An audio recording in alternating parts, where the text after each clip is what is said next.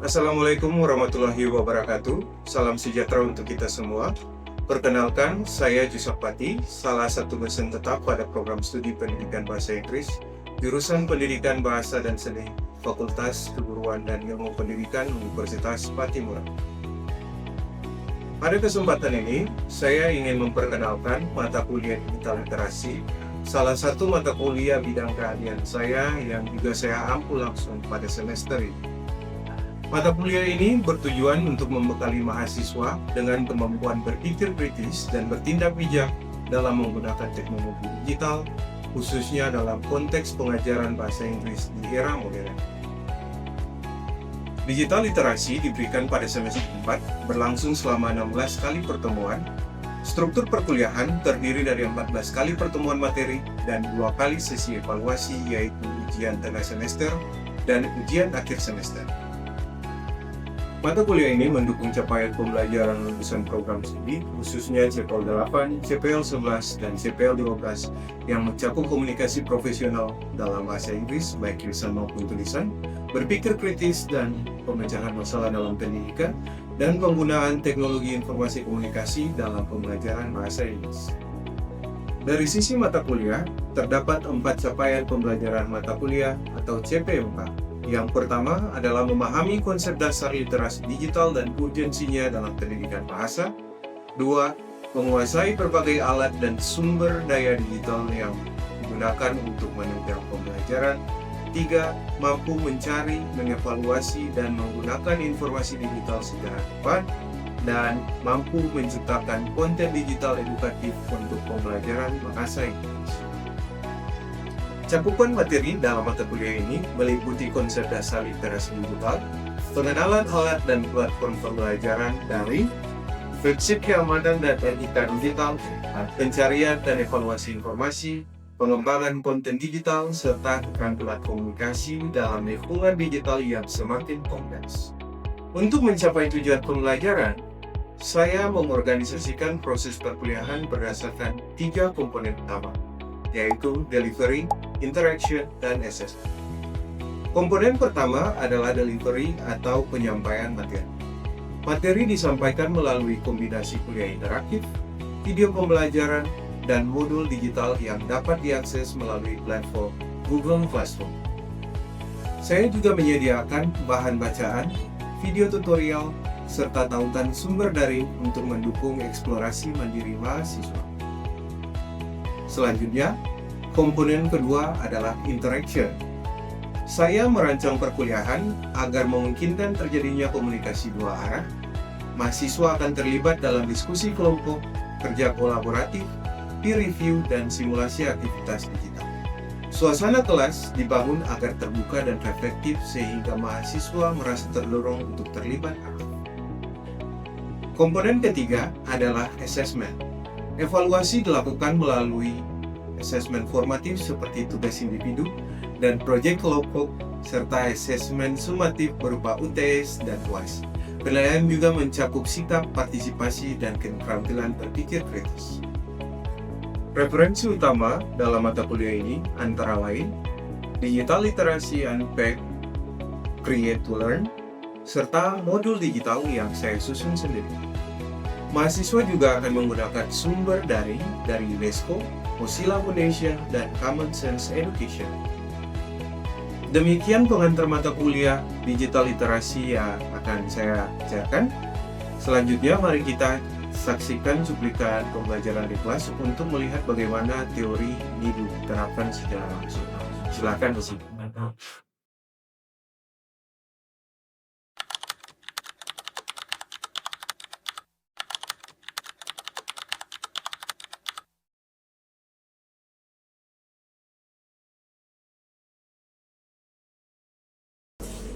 Okay, good morning everybody. Good morning, sir.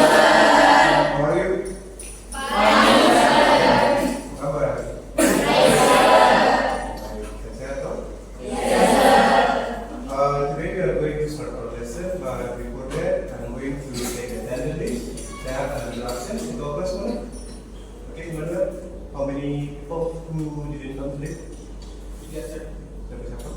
English, you want to know, sir? Berapa persen? Oke, sebelum kita mulai, kita lanjut materi ya. Hari ini kita punya topik berkaitan dengan using online learning platforms and mobile application. Before we comes up to this topic, there are several things that I need to know. Ya, I need to review the last material. Saya butuh review dulu. Ya. Kita review materi minggu lalu, apa yang sudah kalian pelajari dan apakah kalian masih ingat? Ada yang masih ingat? Minggu lalu kita belajar apa? Oke, digital literasi, apa lagi? What else? Tantangan dan peluang, challenges and opportunities, apa lagi? Pentingnya pelajaran digital literasi untuk siapa? Oke, so yang pertama kita belajar mengenai digital literasi. Masih ingat konsep digital literasi itu apa? Masih ingat ya? Ada yang bisa? Digital literasi apa dari bagian di situ? Oke, silakan kamu.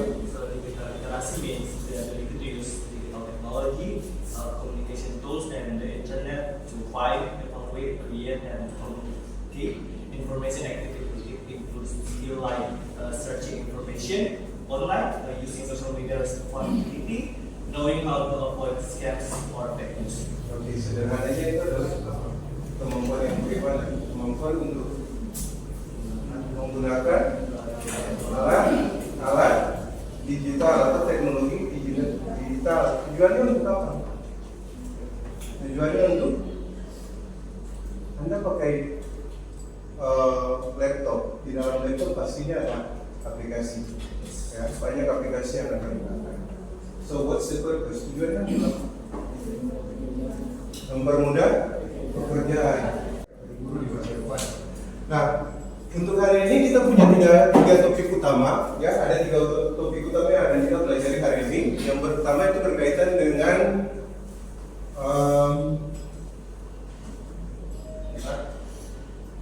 bagaimana Anda mengidentifikasi platform online. Yang kedua, bagaimana Anda menggunakan aplikasi-aplikasi berbasis handphone. Dan yang ketiga adalah bagaimana Anda nantinya menggunakan cloud storage or cloud tools. Ya. Ketiga aplikasi ini nantinya akan digunakan untuk mempermudah Anda di dalam proses pembelajaran.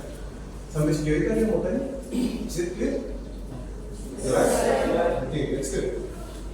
Nah, tadi sudah dijelaskan bahwa zaman sekarang a lot of things happen, banyak hal yang terjadi. Ya, teknologi berkembang, ya, Anda punya cara belajar juga berubah, ya, dan kita membutuhkan alat-alat digital. Nah, di situ dikatakan bahwa digital tools are now key to modern learning, changing how we learn and use information. Ada yang bisa jelaskan? Ada yang tahu kira-kira ini maksudnya seperti apa? Key, kunci. Dikatakan kunci karena apa? Karena apa?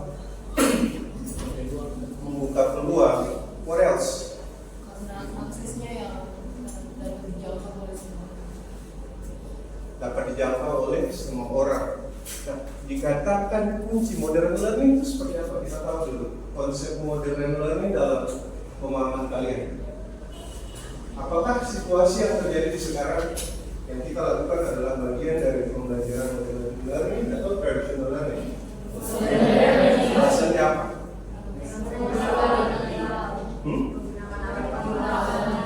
Alat digital yang kita gunakan di sini apa? Laptop, digital atau fisik? Is it physical or digital? Physical, something related digital. Misalnya apa ini yang saya gunakan? Alat-alatnya. Kalian kalau komputer tulis biasanya pakai apa? Itu adalah alat-alat digital ya, yang digunakan.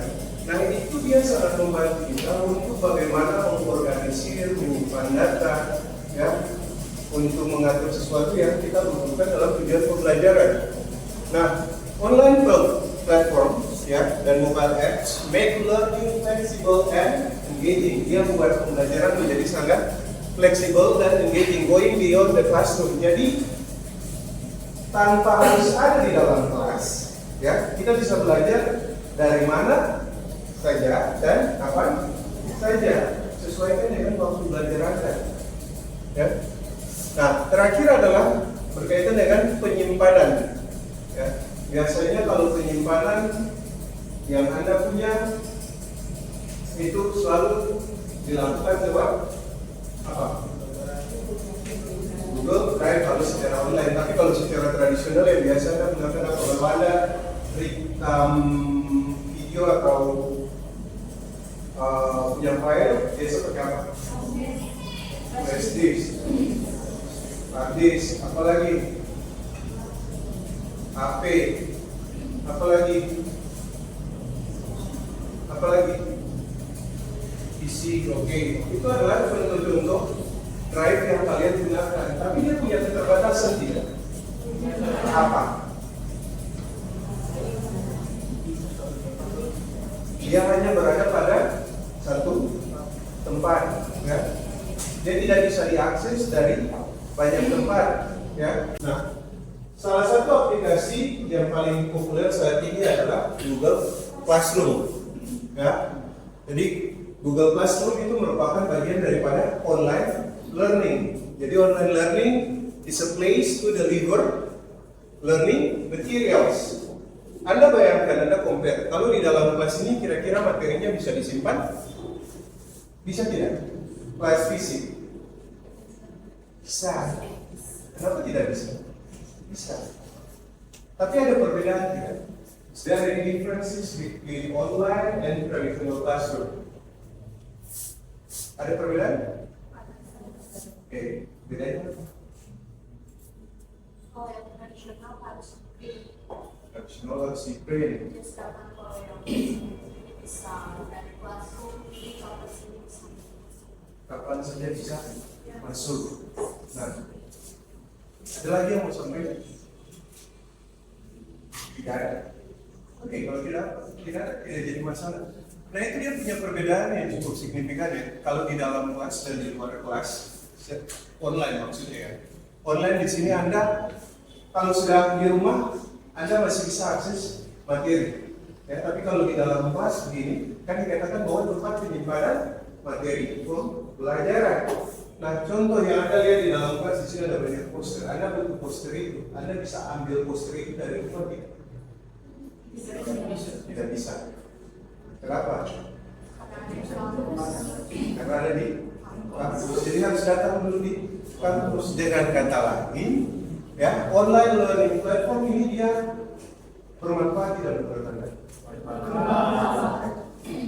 Nah, online learning platform itu biasanya disebut sebagai LMS atau Learning Management System. Ya, dia merupakan bagian integral yang biasanya Anda akan temukan di dalam proses-proses kuliah online atau kursus online. Ya, contoh daripada online learning platform yang tadi sudah disebutkan ada apa saja?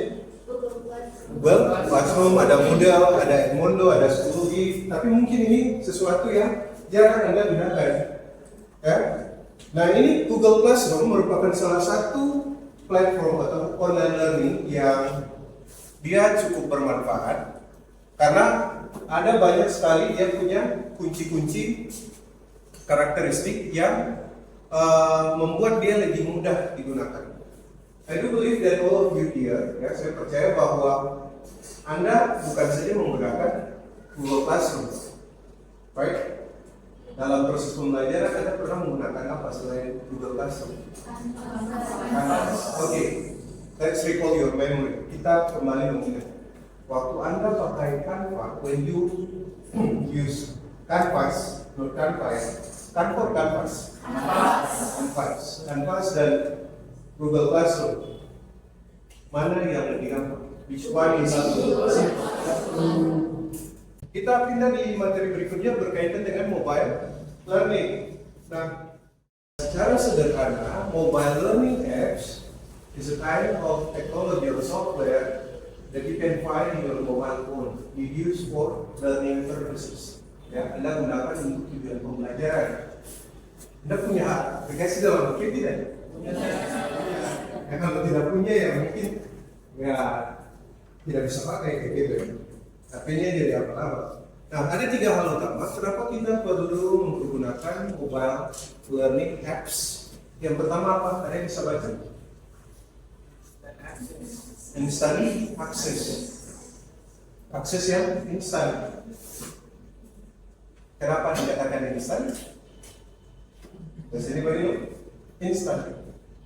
Akses instan maksudnya apa itu? Bisa diakses kapan saja, Kapan saja, di mana saja, dan hemat waktu, as long as you can access the internet. Bisa bersifat online atau bisa bersifat offline, tergantung. Ya, jadi di sini dia punya karakteristik pertama adalah instant access.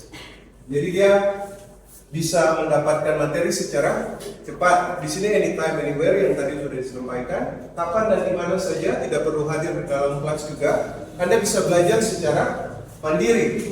Lalu yang ketiga adalah pace progression.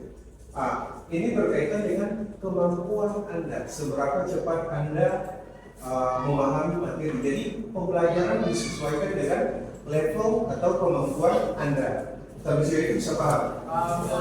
Okay, that's good.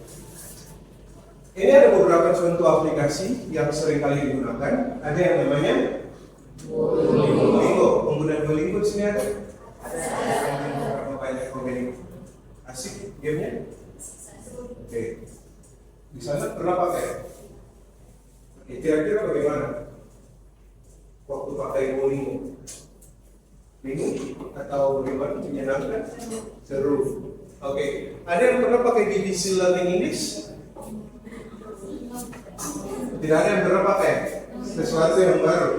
Nah, ini biasanya kalau Anda gunakan untuk melatih listening, ya, listening. Jadi ada video-video pembelajaran dari native speaker yang Anda bisa akses di situ. Kemudian ada HelloTalk, ya. HelloTalk ini juga sama, saya jarang pakai ini, karena agak sedikit beda bagi saya. Tapi dia bagus sih untuk pakai melatih kemampuan speaking Anda. Ya. Kemudian ada Quizlet dan Elsa Speak. Yang biasa saya gunakan itu ada Duolingo sama Elsa Speak.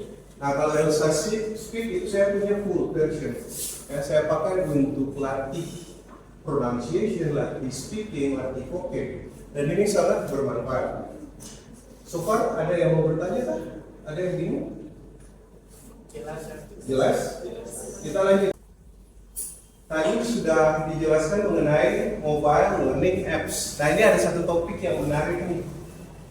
Namanya AI based learning. Ya, Anda tahu AI? Tahu. Apa itu AI? Artificial Intelligence. Jadi AI, cerdas buatan itu adalah teknologi di mana dia mempergunakan aplikasi atau aplikasi atau teknologi digital yang kapasitas atau kemampuannya itu hampir sama dengan manusia. Dia mampu melakukan tugas yang dilakukan oleh manusia yang tadi Anda sebutkan, memecahkan ide, mencari ide, dan lain-lain.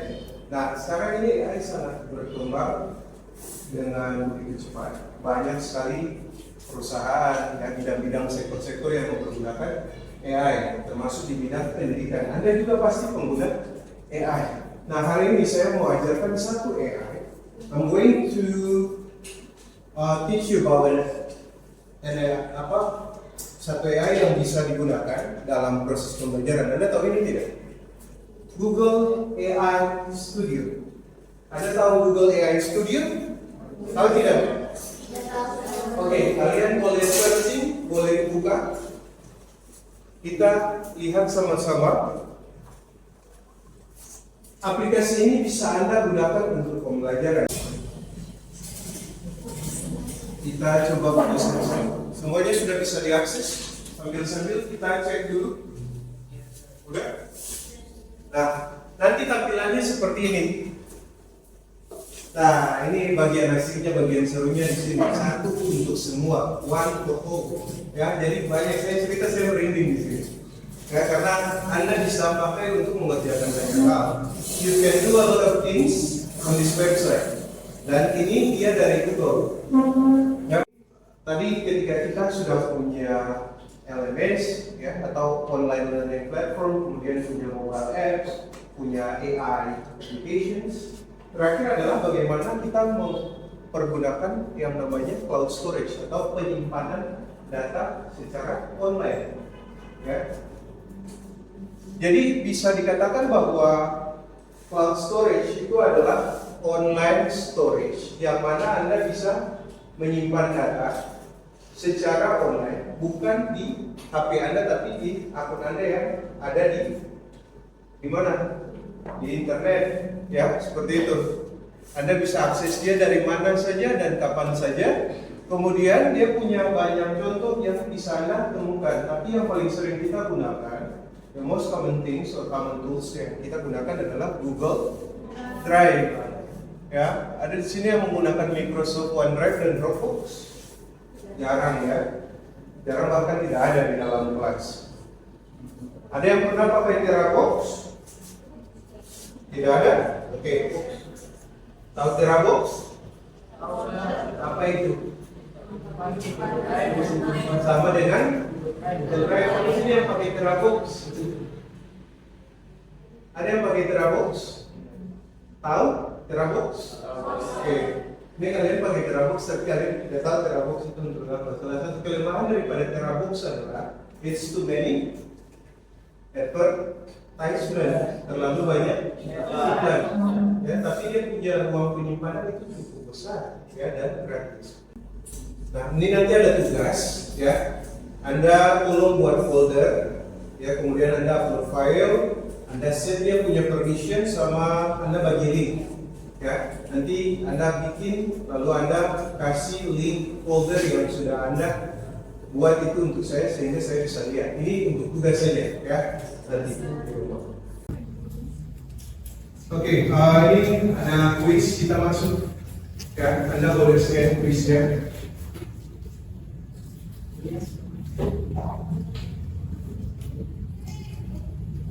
Kita lihat, ya.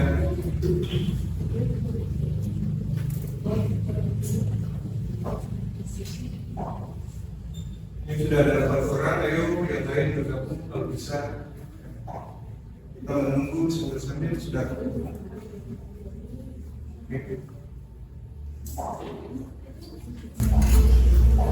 Ini sudah banyak yang bergabung ya. Kita mulai. So are you ready?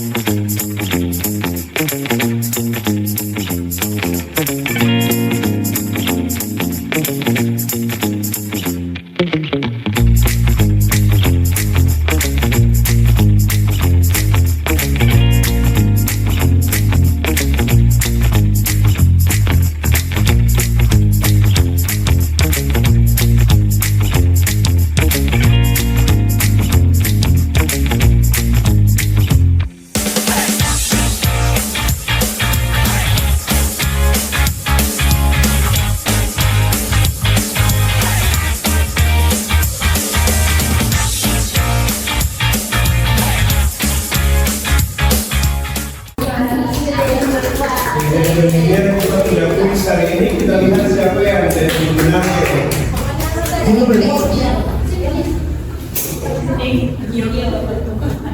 Pemenang pertama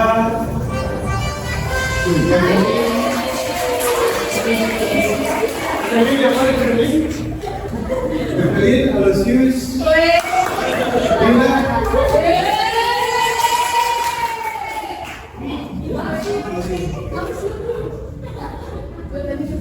Jadi berikutnya kita punya materi hari ini, saya sambungkan dulu. Lalu kita sambungkan dulu materinya. Ya, jadi ada beberapa poin di sini yang sudah kita pelajari bahwa alat-alat digital itu dia sangat penting untuk proses pembelajaran. Oleh karenanya penguasaan terhadap platform online, ya, learning apa ya tadi ya. Online learning platform itu sangat dibutuhkan oleh Anda untuk dikuasai aplikasi-aplikasi berbasis HP, ya, Itu juga akan membantu proses pembelajaran menjadi lebih efektif. Kemudian ada cloud tools yang bisa digunakan untuk penyimpanan data, dan oleh karenanya Anda semua diharapkan untuk bisa menguasai poin-poin yang sudah dijelaskan tadi. So far any questions? Ada pertanyaan? Jelas? Oke, so dengan demikian kita punya materi selesai.